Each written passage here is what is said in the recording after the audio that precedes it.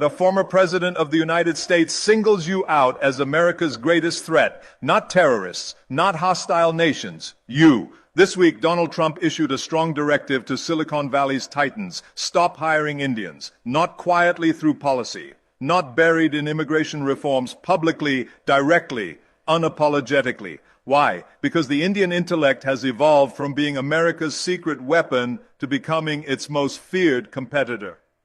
Picture this. A packed auditorium in Washington, D.C., the who's who of American technology seated in the front rows. Sundar Pichai's empty chair casting a shadow. Satya Nadella's absence speaking volumes. And there, behind the presidential podium, Donald Trump delivering what can only be described as a declaration of intellectual war. American companies, he declared, his voice cutting through the silence, must prioritize American workers. Stop the endless hiring of foreign nationals. Stop building your futures in Bangalore while abandoning Detroit. The room didn't just go quiet, it went cold, because everyone knew what he really meant. This wasn't about all foreigners. The Chinese weren't mentioned. The Europeans got a pass. The Canadians weren't even a footnote. This was about one nationality, one talent pool, one intellectual force that has quietly, methodically, and brilliantly infiltrated every corner of American technological supremacy: Indians. But here's what Trump didn't say, and what every executive in that room knew. Without Indian minds, Silicon Valley doesn't just slow down, it stops. Without Indian innovation, American tech companies don't just lose their competitive edge, they lose their identity. Without Indian leadership, the companies that define American technological dominance cease to exist as we know them. So let's decode the real message behind Trump's ultimatum. This is America first. This is America afraid. Let's ask the uncomfortable question that's echoing through every boardroom from Cupertino to Seattle. Why Indians? Out of all the global talent pools flooding into Silicon Valley, why did Trump specifically target the one nationality that has consistently outperformed, out-innovated, and outled every other group in tech? The answer is as simple as it is stunning. Indians don't just work in American tech, they run it. Look at the numbers that keep Trump's strategists awake at night. Indians constitute just 1% of the U.S. population, yet they represent over 36% of all high-skill immigrant entrepreneurs. They hold 72% of all H-1B visas. They founded more than 25% of billion-dollar startups. But here's the statistic that truly terrifies the America First movement. Indians now occupy CEO positions at companies worth a combined $2.5 trillion. That's not diversity hiring, that's intellectual domination. From Google's Sundar Pichai revolutionizing search and AI, to Microsoft's Satya Nadella transforming cloud computing, from Adobe's Shantanu Narayan redefining creative software, to Twitter's Parag Agrawal steering social media evolution.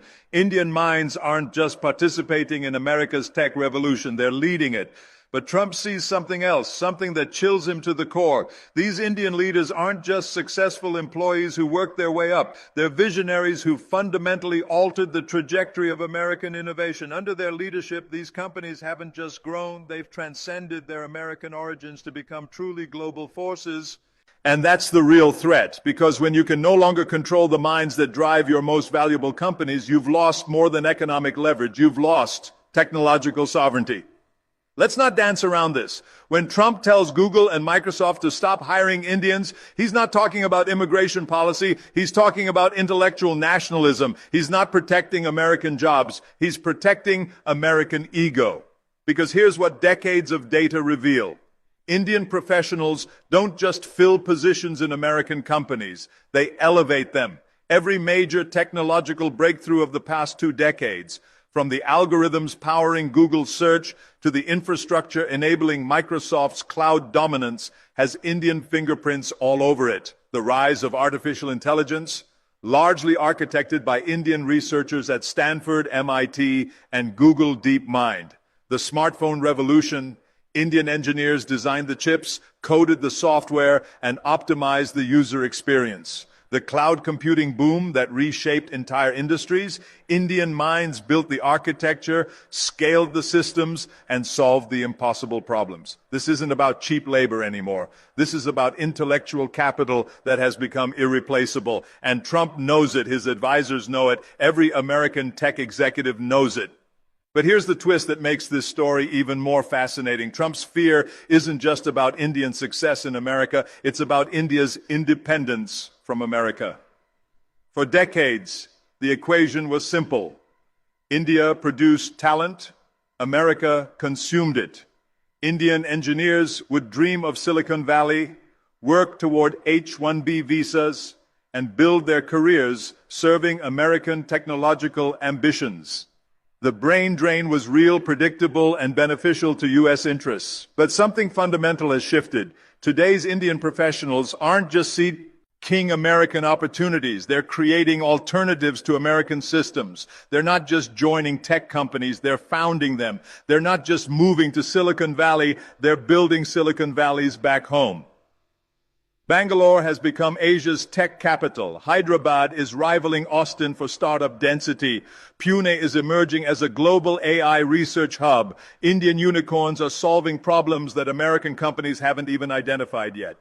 From Paytm revolutionizing digital payments to Byju's transforming education, from Flipkart challenging Amazon to Ola competing with Uber, Indian innovation is no longer derivative. It's original, it's disruptive, it's independent. And that independence terrifies Trump more than any foreign threat ever could.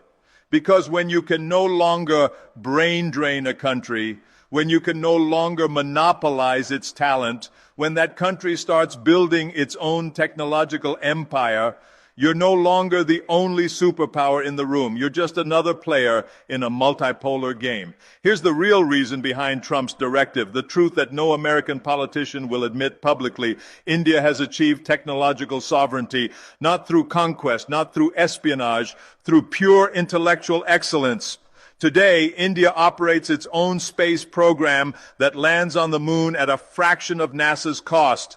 It runs its own digital payment system that processes more transactions than Visa and MasterCard combined. It develops its own AI models trained on Indian languages, solving Indian problems, serving Indian needs. This isn't just economic growth. This is technological independence. And for someone like Trump, who believes American dominance is a zero-sum game, India's rise represents America's decline. But here's the beautiful irony that Trump will never understand. Indian success in America and Indian independence from America aren't contradictory. They're complementary. Every Indian who excels in Silicon Valley sends knowledge, networks, and capital back home. Every Indian unicorn that succeeds in Bangalore validates the potential for innovation beyond American borders. The Indian professional who codes AI at Google by day and mentors startups in Mumbai by night isn't choosing between two countries. They're connecting two ecosystems. They're not just building bridges. They're building parallel futures. And that's what truly keeps Trump awake at night. Not that Indians might take American jobs, but that they might make American jobs less relevant. So when Trump stands before America's tech giants and demands they stop hiring Indians, he's not making a policy recommendation. He's making a desperate plea. He's asking American companies to voluntarily handicap themselves to preserve an illusion of American intellectual superiority that no longer exists. Because the truth is uncomfortable but undeniable. American tech companies don't hire Indians despite their foreign origins. They hire Indians because of their exceptional capabilities. They don't succeed in spite of Indian leadership. They succeed because of it. Every attempt to restrict this flow of talent only proves one thing. The Indian mind has become so valuable, so essential, so irreplaceable that even suggesting its absence sends shockwaves through the entire American tech ecosystem. Let me tell you what this moment really represents. It's not the beginning of Indian exclusion from American tech. It's the acknowledgement that Indian inclusion has been so successful, so complete, so transformational, that it now threatens the very narrative of American technological exceptionalism. When the world's most powerful country tells its most valuable companies to stop hiring from a specific nationality, it's not because that nationality lacks talent, it's because they have too much of it. Trump's warning to Google and Microsoft wasn't a policy statement, it was a confession, a public admission that American technological leadership now depends on Indian intellectual capital to such an extent that imagining Silicon Valley without Indian minds is like imagining Hollywood without cameras. But here's the plot twist that makes this story truly remarkable. It's already too late. The horse has left the stable. The cat is out of the bag. The Indian mind has already reshaped American technology so fundamentally that any attempt to reverse it would be like trying to uninvent the internet. Google's search algorithms refined by Indian mathematicians. Microsoft's cloud infrastructure architected by Indian engineers. Apple's chip designs optimized by Indian developers.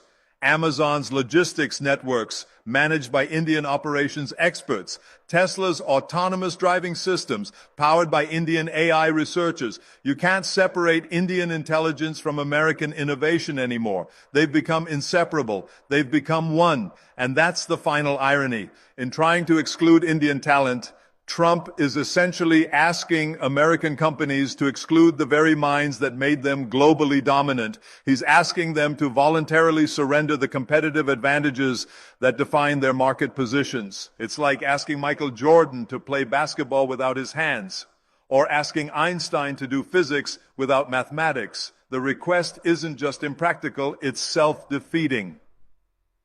So here's what this moment teaches us about the future. When a superpower starts fearing your talent instead of celebrating it, when it starts restricting your opportunities instead of creating them, when it starts seeing you as a threat instead of an asset, that's not a sign of your weakness. That's confirmation of your strength. The Indian professional watching this drama unfold should understand one thing clearly. You're not being rejected because you're insufficient. You're being feared because you're exceptional. You're not being excluded because you don't belong. You're being targeted because you've become indispensable. And that's not something to apologize for. That's something to leverage. The future belongs to minds that can adapt, innovate, and excel regardless of geography, politics, or prejudice. The future belongs to talent that creates value wherever it goes and builds bridges wherever it lands. The future belongs to the Indian intellect that has proven its worth, not through rhetoric or politics, but through results. Trump's fear of Indian talent isn't India's problem to solve. It's America's competitive disadvantage to manage. Because while some are busy building walls, others are busy building the future. And the future, as it turns out, speaks fluent Hindi, codes in Python, and dreams in binary. The Indian century isn't coming. It's already here, whether Trump likes it or not.